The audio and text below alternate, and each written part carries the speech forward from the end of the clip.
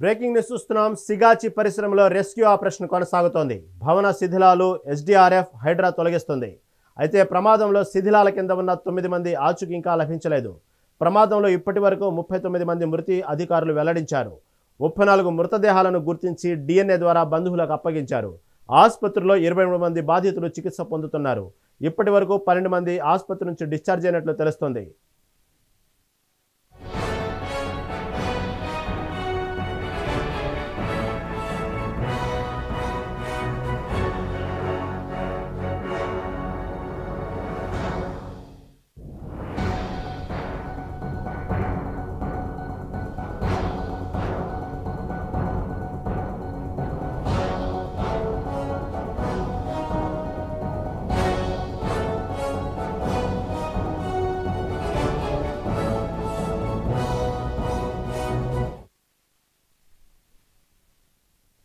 సిగాచి పరిశ్రమలో rescue operation కొనసాగుతోంది.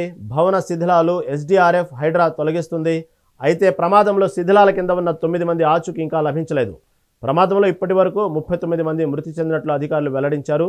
34 మృతదేహాలను గుర్తించి DNA ద్వారా బంధువులకు అప్పగించారు. ఇంకా ఆసుపత్రిలో 23 మంది బాధితులు చికిత్స పొందుతున్నారు. ఇప్పటి వరకు 12 మంది ఆసుపత్రి నుంచి డిశ్చార్జ్ అయినట్లు వార్తలు వస్తున్నాయి. దీని గురించి మరింత సమాచారం మా ప్రతినిధి యాదగిరి గౌడ్ అందిస్తారు.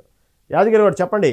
ఇప్పటికీ మృతదేహాలు ఇంకా కొన్ని మృతదేహాలు ఇంకా ఆచూకీ లభించలేదన్నట్టు వార్తలు వస్తూ ఉన్నాయి. ఇప్పటికీ ఎస్డీఆర్ఎఫ్ హైడ్రా ఈ శిథిలాల పనిలో బాగా బిజీగా ఉన్నారు. దీని తాజా అప్డేట్ ఏంటి? రహీం, సిగాచి పరిశ్రమ జరిగినటువంటి పేలుడు సంఘటన అనేది ఇంకా దాదాపు 6 రోజులు, ఈ రోజుకి 6 రోజులు అవుతుంది. 6 రోజులు అయినప్పటికీ కూడా అక్కడ శిథిలాల కింద ఉన్నటువంటి కొంత మృతదేహాలు అనుమానం వ్యక్తం అవుతుంది. శిథిలాలను తొలగించే ప్రయత్నంలో ఎన్డీఆర్ఎఫ్ మిగతా సిబ్బంది కూడా, రెస్క్యూ టీం కూడా దాన్ని క్లియర్ చేసే పనిలో బిజీగా ఉన్నారని చెప్పొచ్చు. అయితే ఇప్పటి వరకు మొత్తం 39 మంది చనిపోయినట్టుగా అధికారికంగా ప్రకటన జరిగింది. దీంట్లో 35 మంది మృతదేహాలను గుర్తించి వారి బంధువులకు, 34 మంది మృతదేహాలను గుర్తించి వారి బంధువులకు అప్పచెప్పడం జరిగింది. మొత్తం మీద చూసుకుంటే ఇంకో 9 మంది ఆచూకీ లభ్యం కావట్లేదు. ఆ ఆచూకీ లభ్యం కానటువంటి బంధువులంతా కూడా ఏదైతే కంపెనీ వద్ద, అదేవిధంగా హాస్పిటల్ వద్ద అధికారులను అడుగుతున్న పరిస్థితి. వాళ్ళ మృతదేహాలను మృతదేహాలు మాకు అప్పగించాలని చెప్పేసి వేడుకున్న పరిస్థితి చాలా దయనీయంగా కనిపిస్తుంది. ఇంకా కొంతమంది ఏదైతే ఎవరైతే గుర్తుపట్టిన స్థితిలో ఉన్నటువంటి, అంటే ఇంకా మృతదేహాలు కూడా అధికారులు DNA టెస్ట్ గుర్తించే పనులు పడ్డారని చెప్పొచ్చు. మొత్తం మీద చూసుకుంటే కనుక ఇంకా 23 మంది క్షతగాత్రులు ఆసుపత్రిలో ఉన్నారు. ఇదే ధృవ హాస్పిటల్ కానివ్వండి, లేదా పారామెడికల్ హాస్పిటల్ కానివ్వండి, లేదా ఈ హాస్పిటల్లో పూర్తిస్థాయిలో ఇంకా క్షతగా ఉందని చెప్పచ్చు. అది మొత్తం మీద చూసుకుంటే కనుక ఇంకా కొంతమంది అంటే క్షతగాత్రులు ఉన్నటువంటి 23 మందిలో కొంతమంది పరిస్థితి ఉన్న విషయం మనకి సమాచారం అంతా ఉంది.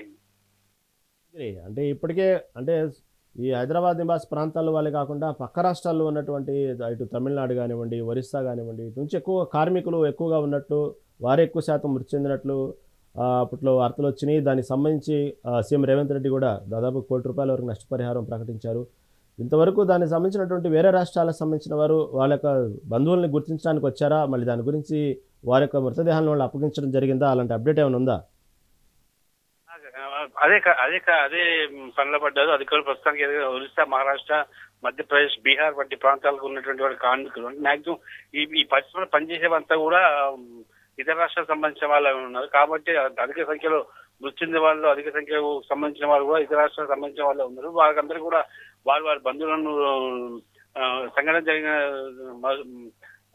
మరుసటి రోజు అందరూ కూడా ఇక్కడికి అధికారులు రప్పించడం జరిగింది. తద్వారా వాళ్ళను రెస్క్యూ ఆపరేషన్ చేసి కాపాడినంత వరకు కాపాడారు. కొంతమంది గుర్తుపట్టడం మృతదేహాలను DNA టెస్ట్ ద్వారా గుర్తించి వారి బంధువులకు అప్పగించే పనిలో ఉందని చెప్పొచ్చు. అయితే ఒరిస్సా, మధ్యప్రదేశ్, అదే బీహార్ రాష్ట్రాలకు సంబంధించినటువంటి అనేక మంది మృతి చెందినటువంటి కార్మికులను కూడా వారి మృతదేహాలను వారి బంధువులకు అప్పగించడం జరిగింది.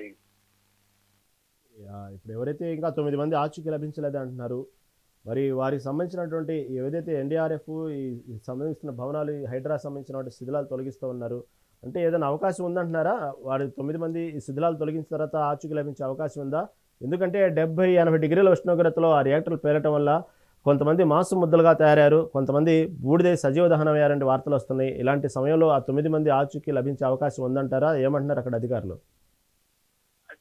రిస్క్ తో కూడుకున్నటువంటి వాళ్ళు అంటే చాలా రిస్క్ వ్యక్తులు ఉన్నారు. అయితే ఏదైతే 9 మంది కార్మికులు లభ్యం అంటే ఆచూకీ లభ్యం అవ్వట్లేదు. వాళ్ళు అసలు ఉన్నారా లేదా, వాళ్ళకి సంబంధించినటువంటి ఎలాంటి ఆనవాళ్ళు కూడా రిస్క్ టీమ్ దొరకట్లేదు. రిస్క్ టీమ్ కూడా దాన్ని పట్టుకునే పరిస్థితిలో ఉంది. దానికి సంబంధించినటువంటి DNA చేద్దామన్న కనీసం ఆచూకీలు లభ్యం కాకపోవడంతో కదా, ఆనవాళ్ళు దొరకకపోవడంతో వారి యొక్క అడ్రస్ అనేటువంటి ఒక ఆశ్చర్యంగా కనిపిస్తుంది. అంటే ఒక చెప్పని పరిస్థితి. అంటే దాన్ని గుర్తించడం ఎలా అనే అంశం పైన దొరకాలంటే ఖచ్చితంగా వాళ్ళకి సంబంధించి ఆధారాలు దొరకాలి. ఈ ఆధారాలు లభ్యం కావట్లేదు కాబట్టి వాళ్ళ ఆచూకీ అనేది కొంత ఆలస్యం ఇంకా ప్రయత్నం చేస్తారు. ఒకవేళ మృతి చెందినటువంటి కుటుంబం అంటే ఆచూకీ 9 మంది సంబంధించినటువంటి ఆధారాలు దొరకకపోతే కనుక వాళ్ళకు ప్రభుత్వం నుంచి అందాల్సినటువంటి ₹1,00,000తో పాటు కంపెనీ ఇస్తామని చెప్పి ప్రకటించుకున్నటువంటి ₹1,00,00,000 కూడా ఏ రకంగా వాళ్ళ కుటుంబాలకు అందించాలనేటువంటి అంశం కూడా చాలా ప్రధానంగా మారిపోయింది. కానీ మొత్తం మీద చూసుకుంటే ఈ 9 మంది ఏవైతే ఉందో ఆచూకీ లభ్యంగా 9 మంది ఉందో ఆ 9 మంది గల్లంతవడం అనేది అక్కడ నుంచి వాళ్ళకి సంబంధించిన ఆనవాళ్ళు దొరకపోవడం అనేది కూడా ఒక సవాల్గా మారిందని చెప్పొచ్చు. రహీం. రైట్, అది right. Thank you for update.